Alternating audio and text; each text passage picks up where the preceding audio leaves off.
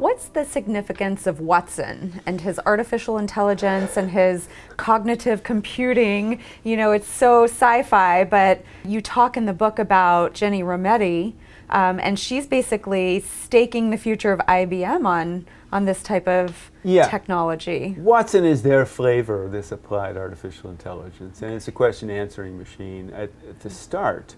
And originally it was literally a machine. Now it's what they call cloud-based software, and it's moving into the world. So it's being used in medical diagnosis, Cleveland Clinic and elsewhere to train medical students. It's being used in call centers and other things. So it's moving into the real world. And one of the nice things they've done is the real issue with all this technology is, you know, there's a decision that's made and you don't know how it's made. And there's a thing they call Watson paths, and it's particularly used for medical diagnosis, so that a doctor, what you get is probability. So it's, you know, you put in these characteristics, this medical history and symptoms and so forth, and it comes back with a 3 probable diagnoses in order, and you see the probabilities. And so if you're a doctor, you look at one of them and you say, okay, well, I see number 1, that's sort of obvious, but that's not what this patient has.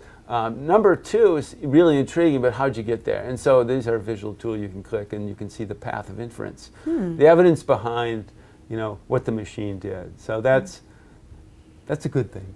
Watson is sort of at the high end of all of this.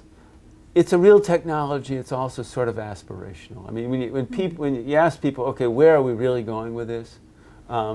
The answer you get is Her, the Scarlett Johansson movie, and Joaquin Phoenix, where, for anybody's seen it, it's this really smart, intelligent agent which finds everything for the person, but also in his case is, you know, sort of emotionally attached. So how much that happens, but very smart people, I mean, basically have said to me, that's it, and in 10 years we will have that, and that's all data-driven artificial intelligence, you know, and faster computers. You can go out and find these things, and it isn't just, you know, find a restaurant. This is a powerful agent, and the other thing is that in 10 years we will have this, they predict. And oh, by the way, the movie's set in 2025. Ah, so prescient. Pretty interesting, yeah. And Watson is a step toward that. Siri is part of that.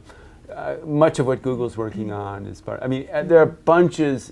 You know, all the big guys and a lot of startups are working on this kind of thing. And Watson is IBM's flavor of it. It's got a lot of promise.